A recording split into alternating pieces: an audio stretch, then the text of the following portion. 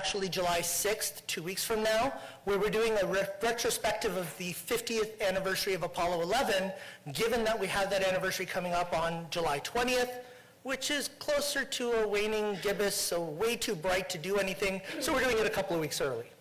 We also have the Perseid meteor shower, which is one of our biggest public events. That's happening in August. So leading up to it, we decided to do one on photographing a meteor shower, because most of us don't know how to do that. So what we try to do is bring astronomy to you in a way that you will enjoy.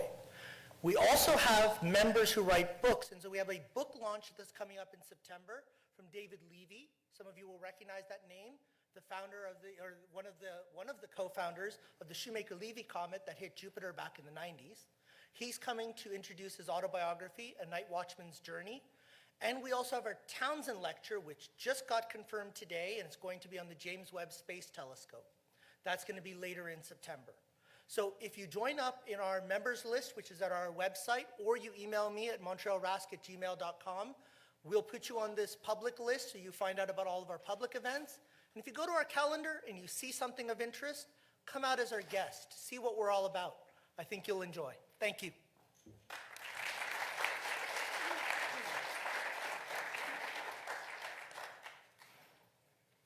Do you need access up here, Taylor? All right, so as is always the case, there's a lot going on behind the scenes or in front of the scenes. So Taylor is working frantically to get our live streaming up. So I'm going to try to build a sense of tension in the room while Taylor does that activity. And so I'm going to, my sense of mystery here is I'm going to describe our prize to you, and then I'm going to give it to Sera, and then I'm going to tell you who Sera is. All right, so tonight's prize lecture is known as the Helen Sawyer Hogg Lecture, and it's a part of a series that is actually co-sponsored and co-founded as a collaboration between the Canadian Astronomical Society and the Royal Astronomical Society, in collaboration at the time with the Planetarium Association of Canada and the Royal Canadian Institute. So it's an annual public lecture series, and it alternates between occurring here at the CASCA meeting, or in coordination with the CASCA meeting, and at the RASC annual meetings. So Helen Sawyer Hogg herself was an astronomical researcher. She worked in an era where it wasn't so common for women to be on faculties, but she was actually an eminent researcher in globular clusters and variable stars, which was a very, very active area of research at the time she was doing her science, which was in the 1920s and a little after that. She was the very first female president of a professional society. And she spent a lot of her early career in the Massachusetts area around Smith and Mount Holyoke colleges, which are two really eminent women's colleges in that region. And then she came up here when she married and became affiliated with the David Dunlap Institute, which is still sort of in its lively version today as the Dunlap Institute, led by Brian Gainsler, who's also here with us in the audience.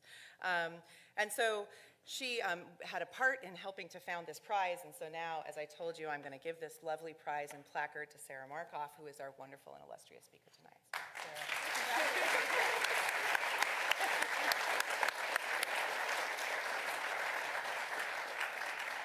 And now that I've baited you as an audience, I'll tell you who this wonderful woman is. So our speaker tonight, our prize speaker, is Sera Markoff.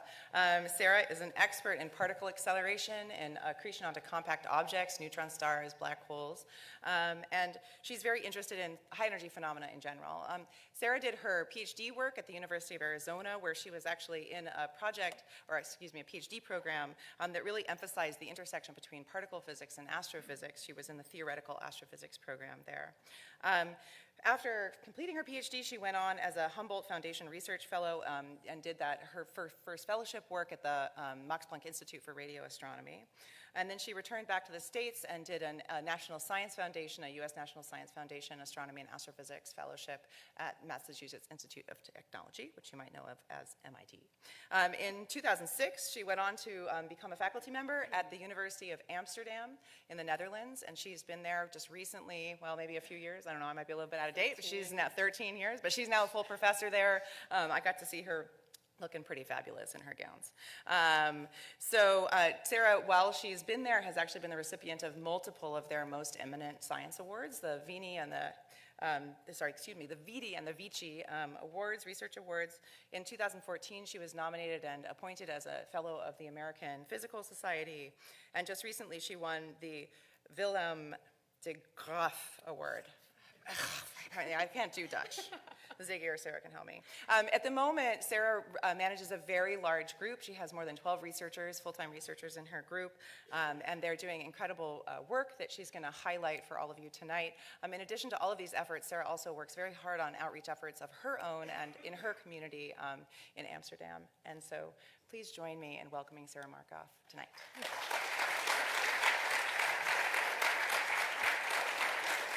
Oh, okay, good. So Mike, okay, it's working. Hi, thank you so much. Thanks a lot to the organizers and for giving me the Helen Hogg Prize. I think one thing Daryl didn't really mention is she didn't have a lot of opportunity in the US, right? And she was at Harvard and wasn't really treated very well. And so I think it's great that she found her home in Canada, managed to actually become a successful researcher here. And I guess thanks all of you for coming out on a beautiful night and spending an hour indoors, or 2 hours the way things are going. We'll see how things go. So Taylor, can you maybe put the lights, I was just thinking the lights a little bit. I know, sorry, we're making Taylor do everything tonight. So anyway, it's really nice. I think this is the first time that I've given an hour-long talk meant for the public, although I see a lot of scientists in the front, so I hope it is a good level for you as well. And that's really nice because normally, you know, we do these astronomy on tap or astronomy in random Irish bars, and we and we don't get to really get into, you know, we flash a nice picture and we say a little bit about what's happening, but I think there's a sense often in the outreach community, even for things like TED Talks, that the public doesn't have the attention span, you know, to really deal with more science than like 20 minutes. But I think the fact that people come to these things, and I hear it often fills up, really proves that wrong. And so what I want to talk about, not, you know, I think you've all seen the press releases and you've heard quite a bit about maybe the Event Horizon Telescope. I don't want to talk about just the image. I really want to tell the story of how you... It's like a disco in here. Like, no. Okay, we'll give it a shot. So if you can see, well, hopefully my pretty pictures will come out. All right. But anyway, so I just totally lost my train of thought. I was talking about some attention span. Speaking of, that was very apropos. It's also like after midnight my time, so I'm a little bit like out of it. But so I'm going to give this narrative about this idea of imagining black holes. You know, how did people get this idea that there were dark, unseeable things out there, and then go from that point to actually scientifically trying to prove that they exist and have ideas that they might exist, and then making a measurement. And so that's more or less what I'm going to talk about. But before I do, I want to say two things. I'm, first of all, representing the Event Horizon Telescope team. I'm sit on the Science Council, and I'm also coordinating working groups, and I'm in some other working groups, but the team is 200 plus people, and a lot of the work was done by young scientists. And as well, if you look at my research group, these are my main collaborators, but everything in orange, everyone in orange is basically a master's student up to postdocs.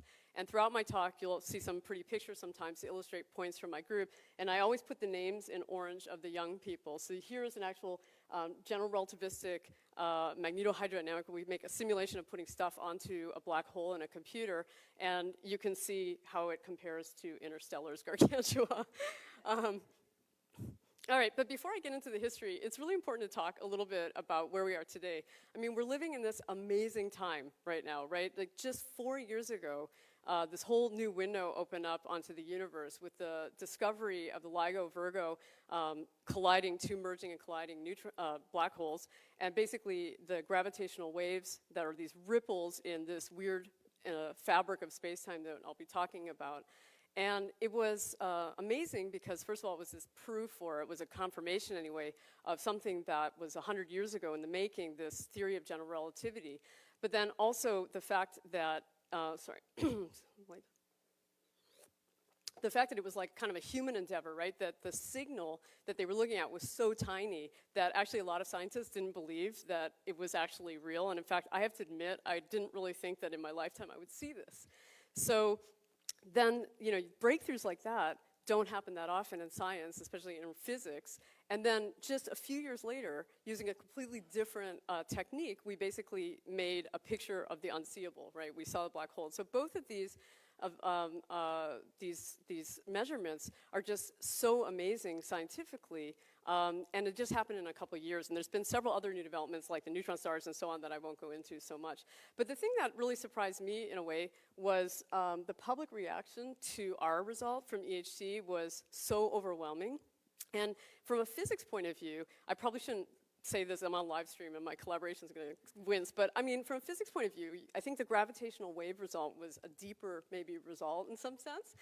But the social side of things, I think having some kind of image made it more tangible for people. And we made this collection of all the front page news the next day. In the Netherlands, it made every paper except for most of the ones in the Netherlands. One of them had it, the rest had football scores. So, you know, you have to have your priorities. But you can see all of these different amazing pictures. But the other thing that really got me was the social media. And for instance, I made this collection. Actually, we did a talk at the Royal Society of the Netherlands, so kind of equivalent to this. And I don't think in the, you know, halls of the Royal Society they've ever seen Snoop Dogg with a J or a cat butt. And I know it's not politically correct, but, you know, blame the hive mind of the internet. But it was pretty amazing to see, and I thought, you know, what is it that got people so interested in this that, you know, in a way they want to take a sort of ownership of this image and bring it into their daily lives in some way. And so, you know, looking at this weird image, you know, what is it that gets to people? And I'd actually be interested maybe afterwards to hear, especially from those of you in the public, you know, what it was that fascinated you. And I thought of a couple reasons. One is that often we're fascinated by things that have some kind of cognitive dissonance, you know, a bit of a surprise. And everyone has been told since time immemorial that black holes are something that, you know, are basically cosmic vacuum cleaners. And so there's this like, wait, what? You know, how am I seeing a black hole? I thought nothing escapes a black hole. So there was a lot of that reaction, and I think that that surprise kind of lured people in to understand this. But then there's also the sense that humans like to see things for themselves. It's a you know, really visual kind of oriented thing. And there's always these weird things you hear about often, and everyone's always chasing proof of this, right? And then finally you get the picture, and of course, unfortunately, that can go into dangerous ground. So, you know, you have Loch Ness, aliens, and the Yeti.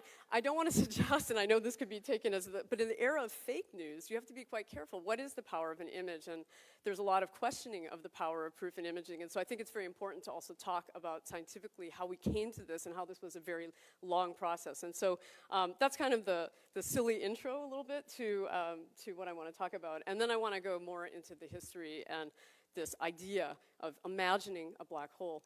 And so, so actually, this idea of something that was so heavy that light couldn't escape it is actually pretty old, and that might surprise some of you who haven't read much about the history of this. But if you have Newton's, once Newton came up with this idea of gravity as a force that could like pull things in, and then Newton also was responsible for this idea of corpuscular light or particle light. You put these two ideas together, and it doesn't take much to think that you might have light particles emitting, and they're going to respond to gravity and then basically get pulled back in. And in fact, there's a really interesting guy, Reverend John Mitchell. He was a church rector, and he's really smart. If you read a bunch of stuff, in 1784, he presented a paper to the Royal Society in the UK, and he said, look, you know, if you take the sun and imagine that it had the same density, some object like the sun, and made it 500 times bigger, according to his calculations, which, you know, happened to be wrong because it wasn't his fault, he didn't know about things like relativity, but he did a pretty good job. He thought about the escape velocity, how much energy these photons might have, and how much gravity you would pull it in, and he suggested there might be a thing he called dark stars. And he was even so prescient as to talk about the fact that you would find these dark stars by looking for orbiting light things around it using Newtonian dynamics. And that's actually how we find black holes, right? We, up until the point we actually made an image of one, we go looking for concentrations of mass with stuff orbiting around it. And so, but he didn't coin the term black hole. So how did that actually evolve? And, oh yeah, first I wanted to say though, this idea of the Newtonian version of event horizon is really easy to think about, right? And if, for those of you who aren't used to thinking about gravity that much, it's pretty easy, the intuition that you throw a ball up from the Earth and you know at some point you gave it energy, but then it's gonna be pulled by gravity and it's gonna loop down. And if you threw something up magically at 11 kilometers per second, which you can't do by your hand, but if you do this with like a rocket launcher, then you have enough energy to escape that gravitational pull. So what's important for gravity, even in the Newtonian sense, is not the mass of something, not how heavy it is, but actually how compact it is. How much mass you squeeze into a small volume. And so if you take the Earth and you just squish it in so it's higher density so that it's basically something like 100 times smaller, because it has to do with the velocity squared for the escape term, then the velocity has to be 10 times faster to escape. And so if you just keep going forward and you squash the Earth down to be a centimeter across, you find out that you have to be going at about 300,000 kilometers per second to escape the gravitational pull. So anyone recognize that number? Scientists, be quiet. Yeah, so someone shout it out. Speed of light. So this is a Newtonian way of thinking of an event horizon, that basically there is a point of no return where you squash the Earth down to a certain size, and actually you would not be able to escape if you were a photon. If you get it smaller than this. Of course, that doesn't really happen because things start to collapse. But you get into a lot weirder territory when you start thinking about the Einstein point of view of gravity, because it's very non-intuitive. And that's where I'm going to talk a little bit more about this, because it's actually coming more from space-time curvature. But yeah, getting back to the story of the black holes, part of the reason that it didn't come out of nowhere, this term, and it's another interesting story that it traces back to the colonial sort of preoccupation of India by the British. The British East India Company had occupied or built a fort to protect their interests in Calcutta, and had a dungeon in it, and they referred to that dungeon as the black hole. And what happened was, at some point, the ruler at the time of Calcutta got kind of fed up with the British. This is before the British took over, and he actually did a siege of this fort, and he won, and he locked all the people into a tiny dungeon. It was very, very hot, and it was rather unfortunate, but most people did not survive. And this was written about at the current times by some of the survivors, and it was referred to as the black hole of Calcutta from that point on. And so John Michell could have come up with this term, because this happened about 30 years before he thought about dark star, but apparently he wasn't, snarky or connecting it enough. However, many of us credit John Wheeler for coming up with the term. He's the same one who came up with the famous expression, black holes don't have hair. But actually someone else gets the quote. Robert Dick was the one who first made this dungeon connection. At this point, physicists had already predicted that there should be some kind of dark star, but they were calling it a gravitationally collapsed object. But they didn't have a really good name for it. And this shows you also the power of, I think, marketing as well, because if you take a concept that's been out there somehow in the public unconscious, and this had been around for a while, and you put it together with something that fits so well, it just took over. And it was John Wheeler who actually popularized this term. And you can really see how much it stuck, because everybody, knows what a black hole is. It really worked its way into the lexicon starting in the 60s, which you can see, of course, from advertising, because a black hole has become synonymous with something that things don't escape. Stuff goes in, nothing comes out, whether it's cat litter or, food you eat with your metabolic enhancement or whatever this is. Sometimes I just go looking for these weird things on the internet. This is where, I talked about the cognitive dissonance. I mean, everybody's brought up, even if they're not scientists, thinking about what a black hole is and using a black hole as this term of something that nothing can escape, not even light. And so coming back to this Newtonian versus Einstein picture of gravity, what's interesting is that, of course, you have the Newtonian idea of gravity as just a force like anything else.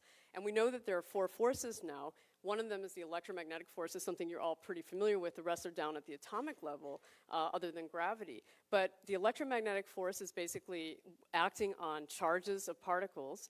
In this case, you could think of magnets, pulling metal. And that, gravity is just another force that basically pushes things around in the Newtonian picture, similar to the electromagnetic force. What Einstein did was as he developed his theory of relativity, he started to realize by some what we call Gedanken experiments or thought experiments that this picture couldn't really be right.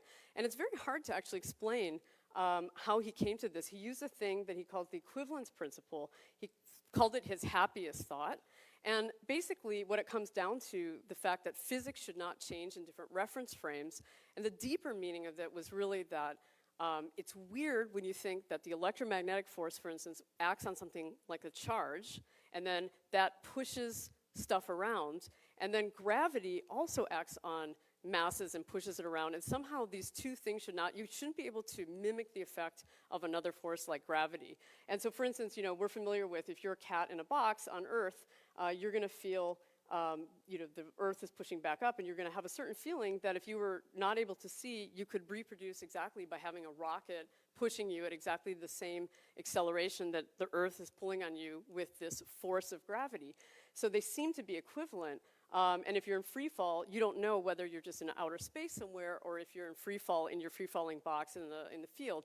And I think the genius of Einstein is that I would look at this and think about this and say, I don't think I would come up with general relativity from this, but this is what Einstein in effect did, is he started thinking about these different fields. He said, no, this just can't be right. There's something weird. These forces shouldn't work this way. And somehow he turned this into the idea that we live in this four-dimensional space-time with three dimensions of space and time that can't be separated, and that basically what's happening is that masses are bending this space-time, and that determines the path of objects in this space-time, and that's what we interpret as them reacting to a force. And so the more massive and the more compact an object is, the more the space-time is warped, the faster you're going to be going into this, what we consider like a potential well in the Newtonian sense, but it really has to do with space-time warping.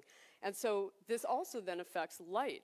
Light is going to be bent, and this is an effect that we call gravitational lensing. And those of you who were at the conference today saw Yashar's very nice talk about this, where he demonstrated this with Mr. Mango, his some goldfish or something like that, the reflection.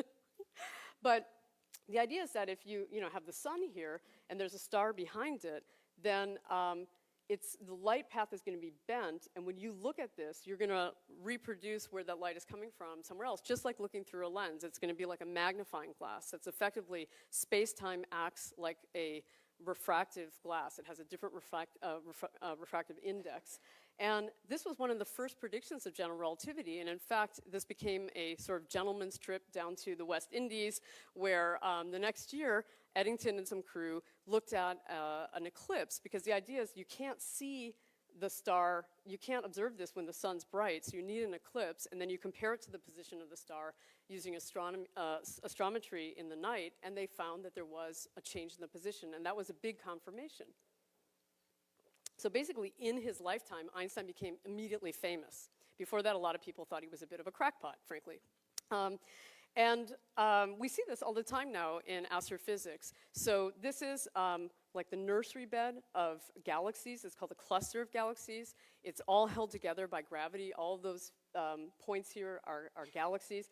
And just like the center of the Earth has the core, gravity pulls things to the center, the dynamical center. And so the heaviest, biggest galaxy is in the center of this cluster, and behind it is another galaxy, and the light is being bent around it, and it's so symmetrically aligned behind this object that you get what's called an Einstein ring. And the light is just perfectly smeared around it. And in effect, that is what we're seeing with the Event Horizon Telescope. And I'll come back to this, but that gives you some sense of why light gets bent and why you see kind of a ring feature. And there's other interesting features, like the fact that time actually changes for reals in a strong gravitational field. So there's a lot of confusion sometimes between special relativity and general relativity. It's not a relative effect. Time actually is bonded to space, and so when space-time is very distorted, time gets distorted. And in fact, think about that next time you're on an airplane, but your time is moving faster than the time of people on Earth, and that's something we actually have to correct for with things like GPS, and so this is a well-known thing, and I don't know how the flat earthers get around that, but okay, and so black holes, what's interesting is there's this whole transition now that we've opened up this view on the universe that basically we've moved the labs of physics into outer space. So black holes are just one example, but space-time itself, we don't understand it. Einstein's theory explains how it works. It gives us some prescriptions. It has predictions for things, but it doesn't explain why. It doesn't say why these things happen.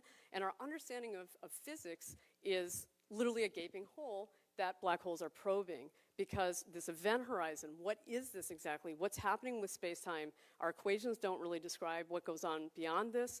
And there's a lot of really interesting ideas from theoretical physics now coming out involving like string theory and holography, and ultimately quantum gravity is the thing that we're all seeking. All the other forces we can understand at a quantum level, and we can make theories and try to put this all together in the terms of the evolution of the universe, and gravity is kind of the odd one out.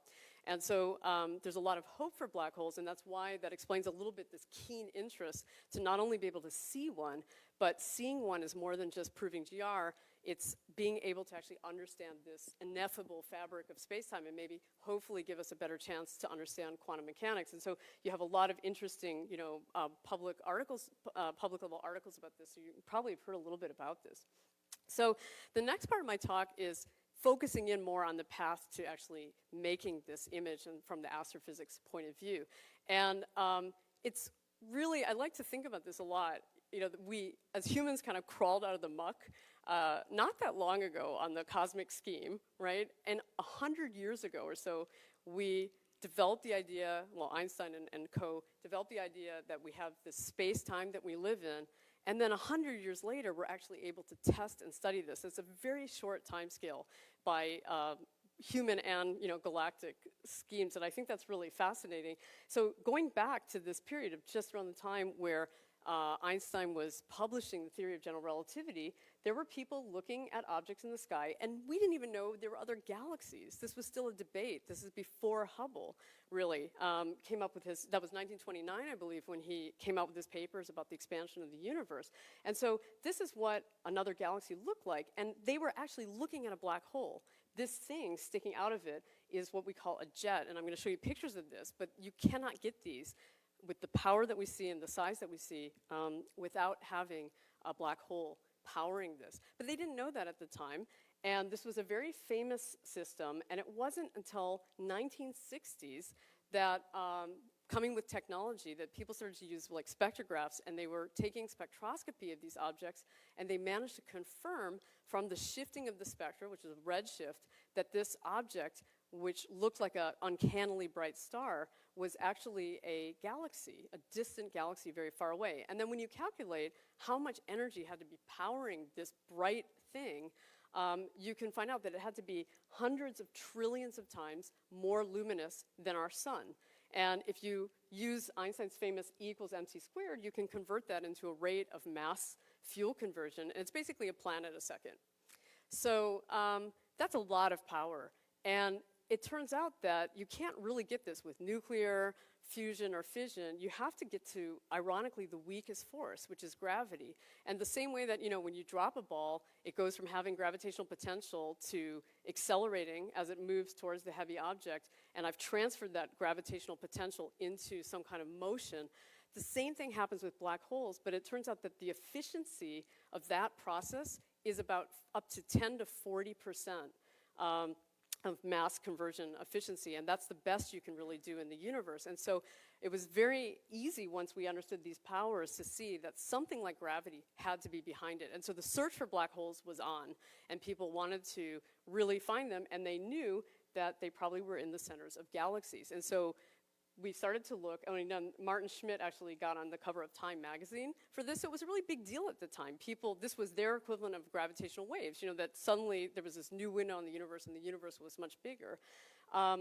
So this is a beautiful picture from Spitzer of the center of our galaxy, and there's a technique called interferometry, and I'm going to be talking about this for the Event Horizon Telescope. It's the same technique where you link telescopes together to get better resolution, and this is using the infrared. You can actually see now the individual stars. The X is where the concentration of mass is that we think is a supermassive black hole. And by now we've seen two, this is the date, but by now we've actually seen two passes of this one star, and we've even seen the gravitational precession of its orbit. But at the time, we only knew that there were stars orbiting this central mass, and we can calculate from the Newtonian dynamics, just as John Michell predicted, we can predict that there's a black hole there. And what it means is that there's a lot of mass, about 4 million solar masses, in such a small area that even if it wasn't a black hole, it would probably have to collapse to a black hole anyway, so that gets around a lot of the arguments there. And then the question is, what is it that we're actually looking for? What is the size on the sky that a black hole is going to subtend? And it's not just the event horizon because of this light bending effect of space-time. And so this is just a diagram showing, if you have a photon, even if it's going the other direction, space-time effects are going to pull it towards you. And again, you would reconstruct that photon as coming from further out. And if the photon gets too close to the black hole, it's just going to fall right in. So there's going to be paths that take you into the pit of the black hole, and then there's going to be paths that take you right skimming the edge of the black hole, and you can end up sometimes orbiting multiple times as a photon, and this will trace out a ring around it. So the actual black hole size would be 2 Schwarzschild radii across for a non-spinning black hole, but what we would see is on the order of 5 Schwarzschild radii across because of this light bending effect, and we can't see anything smaller than that. We would also be able to look at the shape of this ring because we expect that because the odds of a photon coming in and just barely escaping and doing multiple orbits will actually highlight the shape of just outside the event horizon. That shape will depend on the charge of the black hole. We don't really think that's relevant for most astrophysical black holes, but theoretically you can think about this. And then the spin of the black hole, and that means how fast the black hole is rotating. Everything in physics has angular momentum and spin. These are all conserved quantities, and if stuff falls onto a black hole with some rotation, it's going to serve to spin the black hole up, and if you can actually extract that spin, it makes black holes a little bit like cosmic batteries. And we think that some of that power is what powers these jets, and I'll come to that. But so if, depending on the angle as well, you might expect to see something that isn't circular, but a bit more of like a distorted D sort of shape. And this means that this gives you potential to actually test GR and also test some of these weird theoretical physics theories that people have, because if the space-time metric, which is something that Einstein predicts is a little bit different, then you would expect a different shape of this photon orbit. And if you have a precise enough observation, then you might be able to look for these deviations. So that's one of the keen interests of the theoretical physics community in trying to look for the shape of the black hole, is not just, wow, we saw a black hole, which is pretty cool, but also to be able to test these types of theories. And the other thing is now you have to think, what size telescopes do you need? And the size on the sky is basically just going to depend on its diameter divided by its distance. And so we know its diameter now, we're saying, is 5 of these event horizons or Schwarzschild radii. And distance we often can measure from parallax or from other types of different standard candles. Oh, am I out of the camera? Sorry. Thank you. This ends up being like micro arcseconds, which is really tiny. So Sagittarius A star, the black hole in the center of our galaxy, from looking at these stellar orbits, we know that it's 4 million times the mass of our sun. We can measure, actually this black hole we know better than any other is about 26,000 light years away. And so we can calculate that its shadow should be about 50 micro arcseconds on the sky. Now what's amazing is that there's another black hole in another nearby galaxy by universe standards, pretty far for us, which is M87. And this black hole is a monster. It's almost 10 billion solar masses, and it's much further away, but because it's about 2,000 times bigger, even though it's about 1,000 times further away, the two cancel each other out, and you end up with a prediction that it should be on the order of about 40 microarcseconds. So well before these instruments took these measurements, we had a good idea from looking at, in this case, there were disagreements exactly about the mass, but within a factor of 2 from looking at stars, not individual stars, but the population of stars or gas moving around the black hole, we could figure out roughly what its mass was. And so if you think about this, I mean, first of all, this is this 50 microarcseconds is 1,000 times smaller than the precision of Hubble, and it's equivalent to seeing the head of a pin here in Montreal from where I usually sit in Amsterdam. So, and there's lots of other analogies you can make, like reading a newspaper from one side of the US to the other, or an apple on the moon, but it's incredibly precise that you have to be able to do. And so then you say, well, how do you get to that kind of resolution? Well, the resolution of a telescope basically goes as the wavelength that you're looking at divided by the size of the dish. And I'm not going to go into why we went to 1 millimeter. People can ask me about this a little bit more. But knowing that we're targeting to be around 40 microarcseconds, you find that you need a dish that's about 5,000 kilometers across. If you want to get down to 10 microarcseconds, you actually have to go off the Earth. So the planet is actually just the right size, it's kind of amazing, to see this black hole, these two black holes. And, you know, that's kind of a cool coincidence. And so we knew, you know, you'd need to have a planetary-sized object. Now, of course, if there was nothing around the black hole, you wouldn't see the shadow. You need something to backlight it effectively.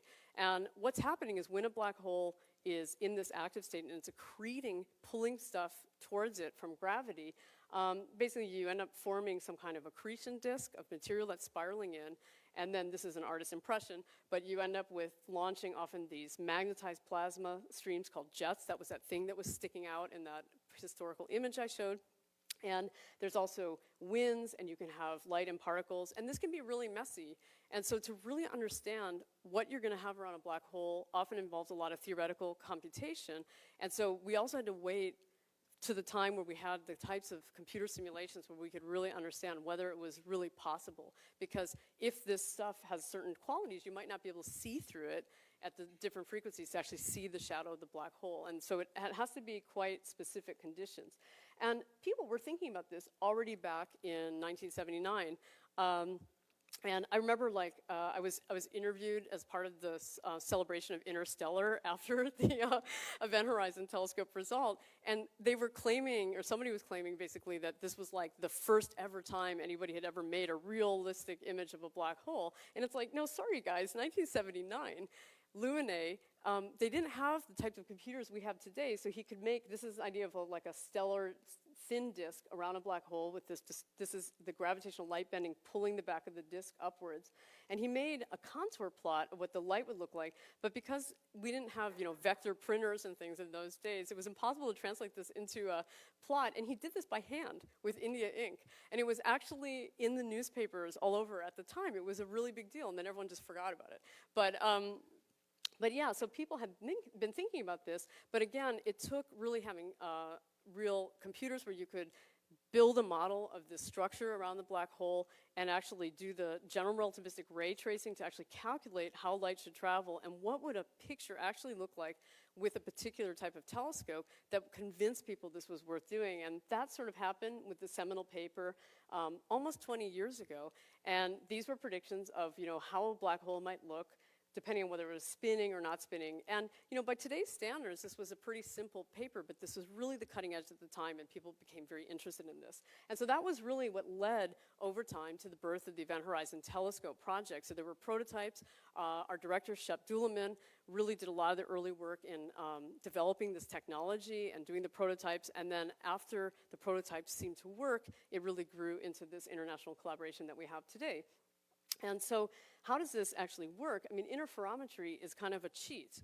You cannot build a planet-sized telescope with the kinds of budgets, at least, that we usually get from science. So you have to basically take smaller facilities and you link them together in this technique called interferometry, where they make an effective telescope, and the size of the telescope is replaced by the distance between these smaller dishes.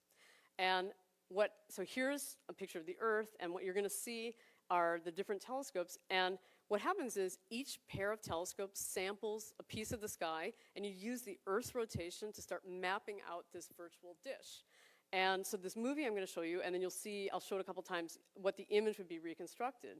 So these are the actual facilities we use, and you start to see that as the Earth turns, these baselines with mapping to the different colors start mapping out these tracks, and you finally start to resolve an image. And it's actually a very small fraction of the full dish. It's sparse sampling. And so a lot of the work is in reconstructing what's effectively a Fourier transform of the sky and to try to fill in the gaps, right? But the modeling work, our understanding of this as a ring is something we could see already in the raw data.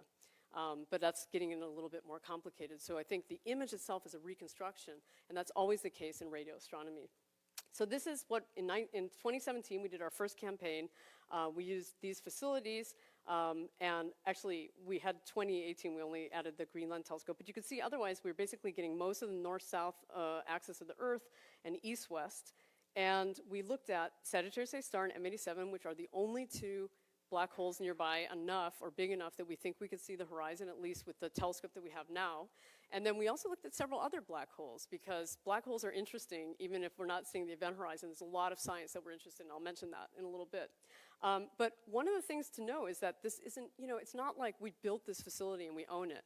We were piggybacking on existing facilities. Each one of these is owned, here's one that the Canadians are quite, of course, involved in. And we have to propose for time. We have to convince each of these committees to give us the time. We had to develop these modes to have all these telescopes talk to each other, and then we don't even own it, right? We're basically given a 10-day window per year in which we have about 5 nights. And somehow we have to figure out when to trigger, because we're not sure if we if we don't trigger fast enough, we might lose the time, but we need good weather on all the stations. And so, in fact, there's this whole weather portal, and every night during the observing campaign, there was this kind of command central, and everybody would telecon in, and there would be the go, no-go decision that also took into account. We coordinated with other telescopes to get coverage in other wavelengths as well. It was a very stressful thing, and amazingly, we got super lucky. The weather was perfect across basically the entire Earth in 2017. And we were like, oh, this is a cinch. Who would have thought this would never work? 2018, not so much. So, you'll find out. So our 2017 data set's very rich, and we're still, doing a lot of analysis with that. But I think it's interesting to see what it first looked like, right? So before we had the image, you don't want to release something that is not well understood, right? And you also don't want to release something where you know what the answer is, because we knew what the answer should be. You have to be very careful about that. So actually, these 4 different teams, and again, this was really led by young people in the collaboration. They developed all these algorithms and the techniques, and they went off and sequestered themselves, and they didn't talk to each other, and they analyzed the data. And as a collaboration, we all got together, and there was this telecon in July 2018, and we got to see the different teams. And what you note is, they're not exactly the same because of these different reconstruction of sparse sampling, but you see that they're all roughly about 40, 45 microarc seconds across, and you see this ring very clearly in all of them. And we also see this asymmetry, that it's brighter in the bottom than the top. And so what happened was, after understanding the differences and doing some reanalysis, there were still differences between the methods, and that's effectively the systematic uncertainty in our result. We added and basically averaged these images, and that's the production image, but within some little bits of differences, that's why it's fuzzy, right? The sparse sampling and the fact that so we didn't have perfect coverage, we also have some uncertainty in this reconstruction. And so this is what it looked like for 4 nights, and this answers also why we looked at M87. People often ask that, why didn't you look at the galactic center first? Well, black holes vary based on their size, and you can kind of think about it that fruit flies live a lot faster than humans, right? It's the same, black holes have these time scales, and so supermassive black holes as big as M87 vary extremely slowly, and so during this week that we were looking, we basically were looking at a snapshot in the life of M87. Sagittarius A star is 2,000 times smaller, and it's flickering. And it's very, very difficult to do this kind of reconstruction when something's variable. And so we wanted to work first with the source that was easier. There's another reason as well that makes sense. The data rates were huge from EHT. Basically, we had something like 6 petabytes of data. So if you think about a terabyte disk, right, this is thousands of those, you would literally have to pack them up in crates and send them on planes, because you can't do this over the internet, okay? And so what this means is that the South Pole Telescope, which was very important for the southern source of the galactic center, was cut off for airplanes during the winter in the south. So we couldn't actually get the data for the south until later. So there was also a reason why we started with M87 first. But anyway, so what are we actually seeing? I mean, I've talked about this before, but this is a nice visualization of this, is you have a black hole, and there's light coming from all these different directions, and it's basically being bent and warped, and you end up seeing a ring that's bigger than the size of the black hole. And what we're looking at is light that's being emitted from this stuff that's surrounding the black hole and forms this ring. So the ring that we're seeing, it's dominated by space-time effects. It's dominated by the gravitational effects, and not dominated, we're not seeing a disk. we actually can't tell if we're seeing the inner part of this disk of spiraling material or the inner part of these jets. We're not able to tell the difference between the different models of the physics of the plasma, and I'll say a little bit more later. The fact that it was so robust to all of these different possibilities really tells us that, that it was dominated by the gravity, and that's why we were so confident in our results. So what did we learn? Well, because we can measure the size of the shadow within about 10%, we basically know that we favored the high mass of the two possibilities. There were two possibilities of the black hole mass before, from looking at the things going around the black hole. And that's actually really important. It resolved a controversy between two methods that are used. We can't do this for other black holes. So we need to know whether the motions of stars or the motions of gas is more reliable. And most of the time we only have the motions of gas. This result favors the motions of stars, but maybe helps us calibrate these two. And so that's something that's quite important. Shadow's quite circular, and we think the black hole's spinning because of this brightness. So we're basically looking down onto the black hole, more or less. We're not looking through the material. And this asymmetry, it's basically relativistic effects. The light is moving near the speed of light, pulled by space-time. The black hole is turning kind of clockwise from our perspective, and so we have brighter emission that's coming towards us, towards the line of sight, and we can't yet tell the difference, as I said, about the emission origin, so there's a lot of work to be done here. So I have like about 10 more minutes or so. I want to try to get through some of the astrophysics context, because I think it's interesting to say, why do we care about this? Besides the general relativity aspect and the space-time aspect, for astronomers, for astrophysicists, black holes are really important, and this gets back to this point about them not being vacuum cleaners, okay? So we look at a normal galaxy like our own, and, you know, M87's black hole is the size of our solar system, okay? It is an enormous black hole. But solar systems are a dime a dozen. I mean, there's billions of them in a galaxy.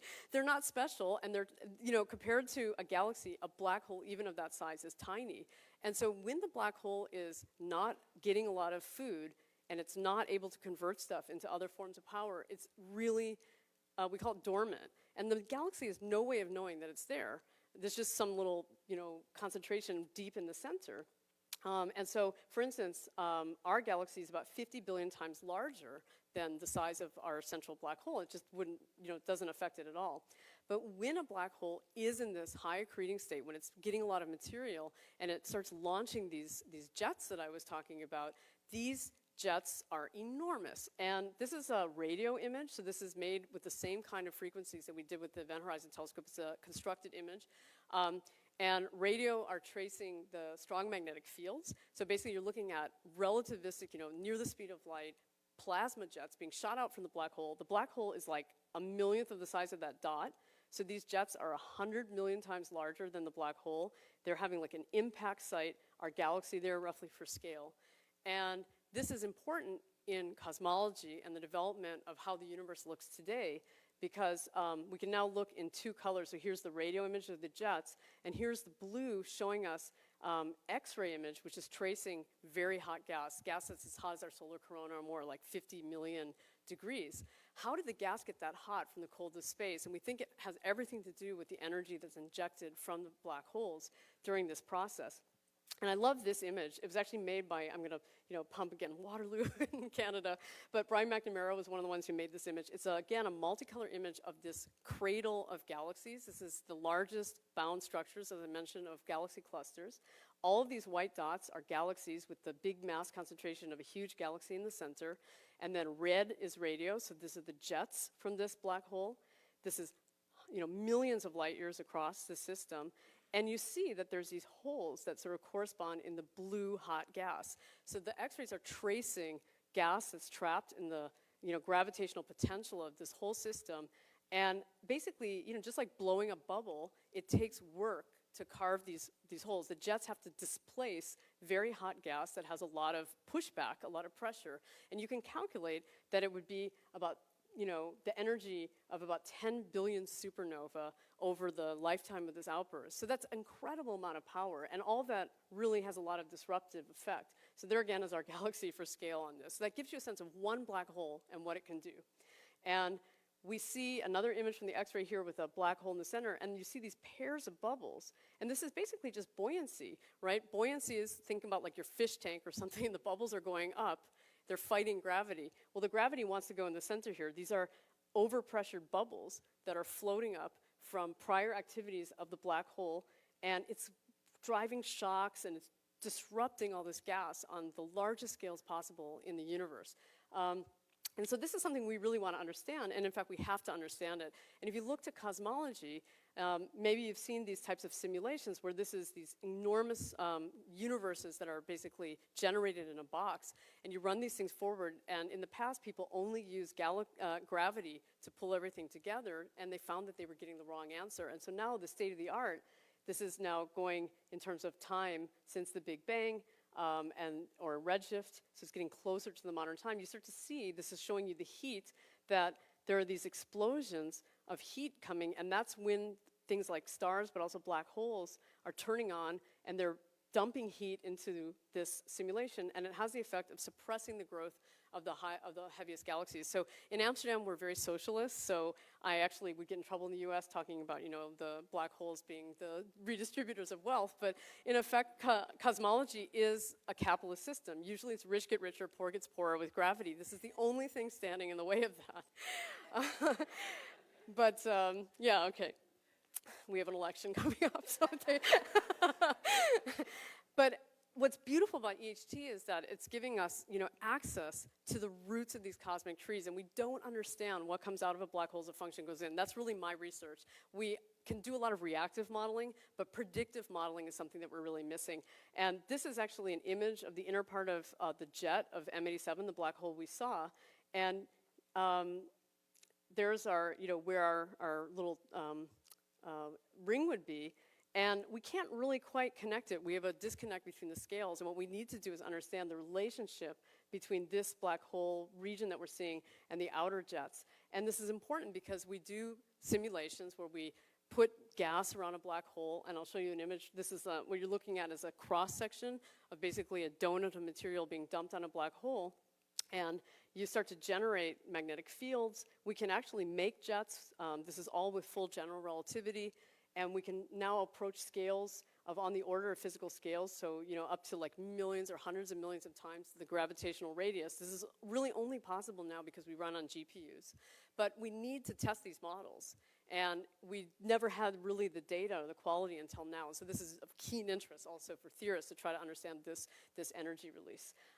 So if I have like a couple minutes, I'll go really quick. I mean, what's coming next? Well, Sagittarius star. I mean, we are working on the data for that, the galactic center supermassive black hole.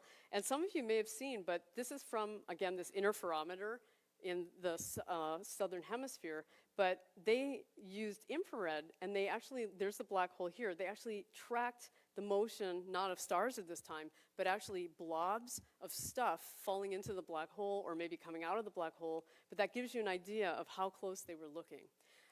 We are planning to co-observe with gravity. Of course, with this Sudoku of scheduling, it's going to be very difficult to see if we line up, but we're going to be trying that.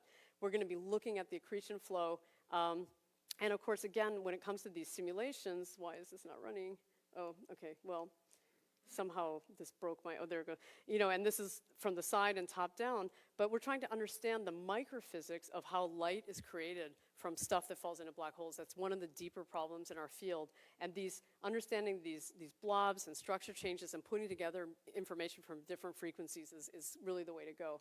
And so there's a lot of work in the theory group. I didn't talk too much about that because that's, I think, getting a little too technical. But what's nice is just giving you an idea, we generated, you know, almost 50 independent simulations, and we used about 60,000 individual snapshot images to understand our analysis and to understand our results. And we're going to have to do much more of this to really get to the point of understanding all our data.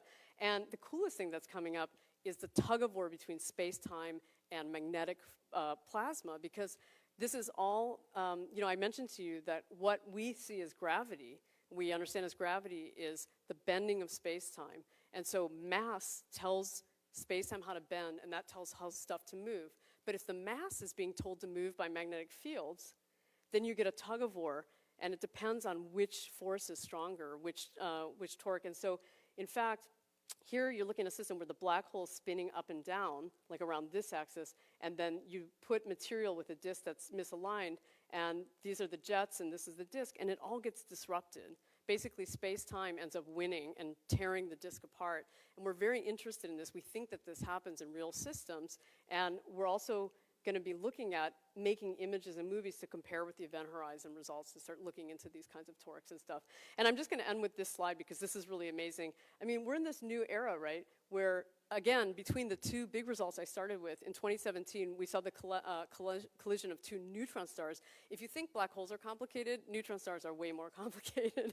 They have surfaces. They're the most dense material that we can possibly probe. And this is the birth of this field that we call multi-messenger astrophysics, because different messengers, light, gravity, particles, everything that could be made in the system came out of this system, we think. And so we saw gravitational waves, there was this kilonova explosion, the production of the heaviest elements like gold and platinum, light came out, but then the black hole that formed from these two actually launched jets, and they accelerate particles like neutrinos and gamma rays. We saw some of these, but we didn't see all of them. And at the same time, we've now seen the hints of the first neutrinos, these high-energy particles from jets, which are launched by things like M87. So it's all kind of coming together, and understanding the scales of all of these systems, from supermassive black holes to small black holes, like what you probe with the gravitational wave detectors, and in the future, there'll be bigger black holes being probed. This is really where it's all going, and we need to understand this physics, and that's why EHT is so important. So I'm going to end with, space VLBI would be cool, yes. Anyway, okay, so thank you very much. That's it.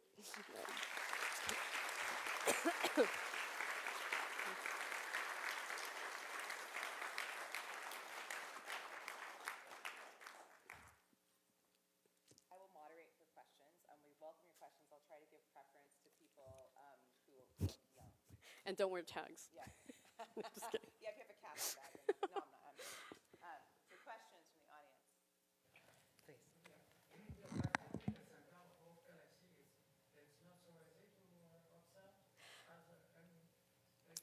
Well, it's not to observe it means to take the data on it, and in fact, in that sense, it's easier to look at.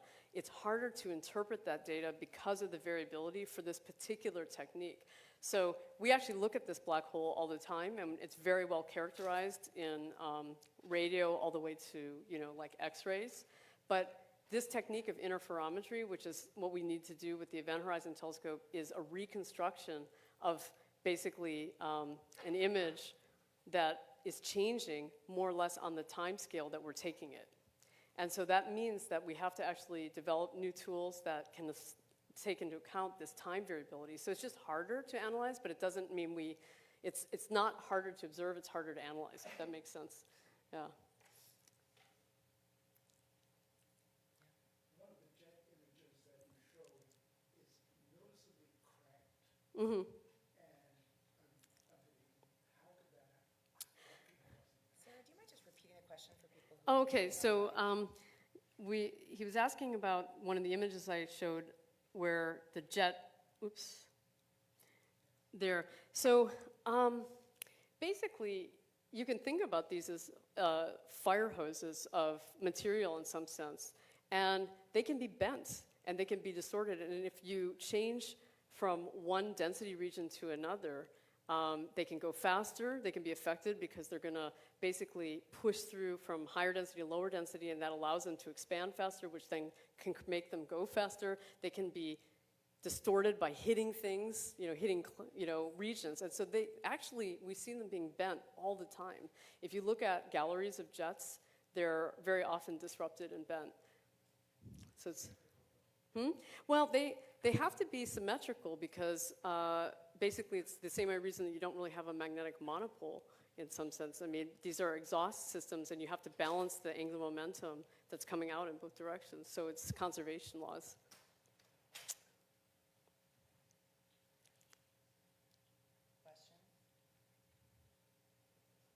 Question?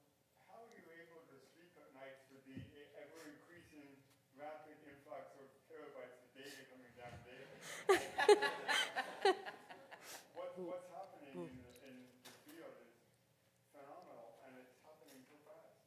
Yeah, and to be honest, like this is nothing compared to, we were talking today about the LSST, which are these facilities in the future, which are just going to be looking at the sky like all the time with constant data rates coming in.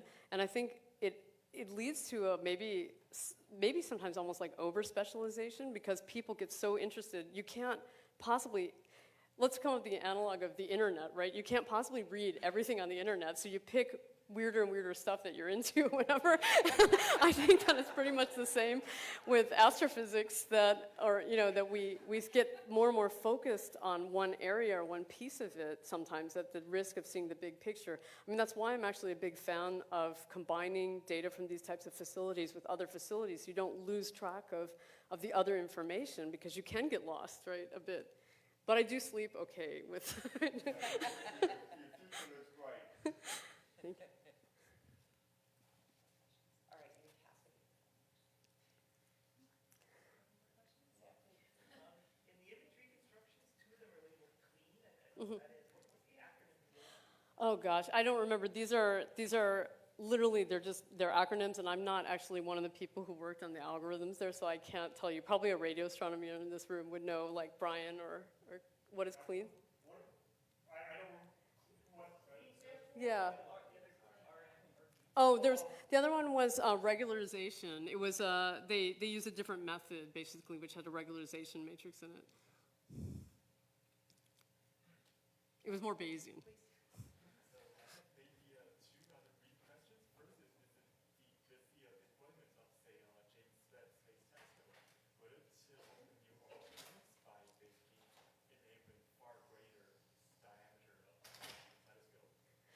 Okay, so your question is about the James Webb Telescope, and would it, to be honest, well, I mean, it's a different scale, right? The James Webb doesn't have the precision to really see the event horizon of these things, but at the same time, it's going to see many of these black hole systems, and that's very important, of course, to understand and categorize the power of black holes in the universe.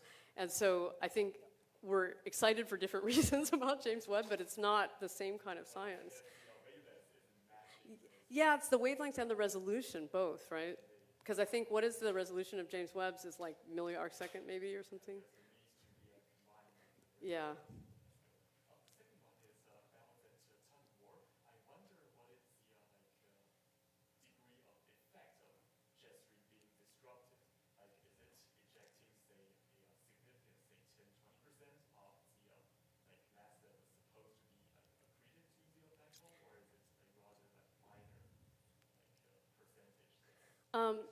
Okay, so I didn't quite understand, because you talked about the tug of war and you're talking about the efficiency, or are those two questions, or sorry?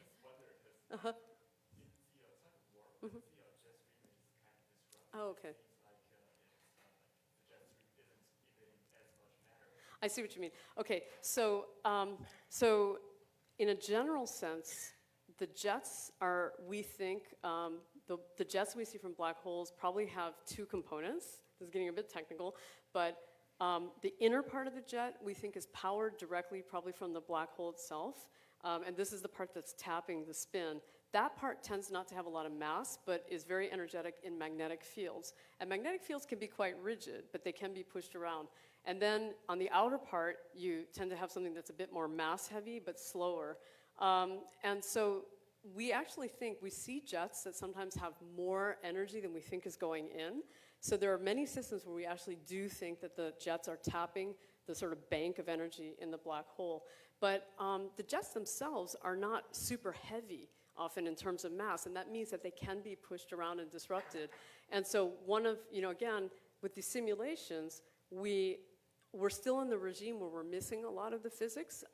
So we have to take them a little bit with a grain of salt, but we do see precessing jets, first of all, that it's very hard to explain how that happens without something like this. This is one very good example. But the other thing is, and so this helps also with the feedback, but the other is the black hole, over the course of its life, the spin of the black hole is determined over a very long period that has nothing to do with what's falling onto it today when we're looking at it. And so the odds that the spin axis and the angular momentum axis of what's falling onto it align are actually statistically quite low. So we think that this should be the norm. It's just that nobody really could calculate it until recently just because of computers, that we needed more CPUs. Okay.